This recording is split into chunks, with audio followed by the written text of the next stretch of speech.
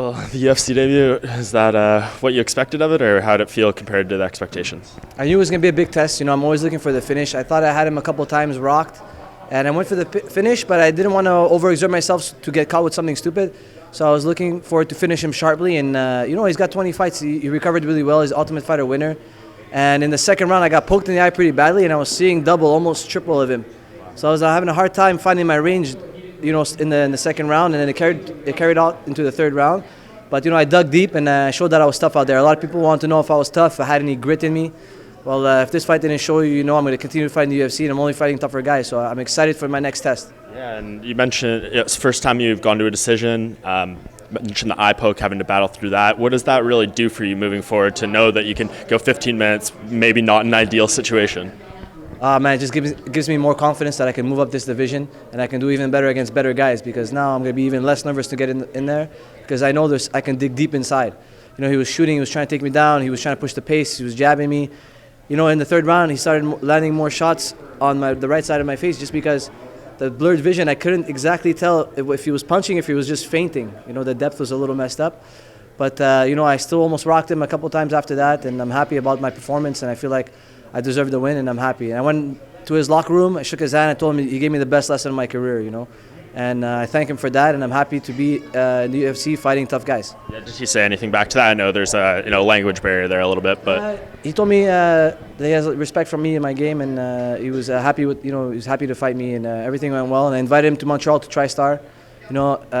We accept anybody as long as they have a good attitude, and this guy is a gentleman. When I saw him in the week, he wasn't giving me any dirty looks. We shook hands, we bowed to each other. We know that this is just a sport. We fight in an octagon, yeah, but we're not barbarians either. We have respect for each other, and I respect anybody who's willing to get in there and fight. Yeah, so you mentioned TriStar. I mean, obviously, your family name, brother of a very famous coach. Does that bring any added pressure when you came in? It seems like there was just added expectations right there just because of your name. You know what? A lot of people, think I was gonna feel the pressure, but I love it. It's a gift, to have people care about what's gonna happen to you in your performance. And I want to thank everybody for cheering me on, for for sharing my tweets, sharing my Facebook posts, my Instagram posts, liking them and commenting. I really love the support. The more pressure you guys give me, the better I'm gonna do in there, and the more I'm gonna train hard. Thank you guys for giving me that attention, and I appreciate it, and I won't let you down.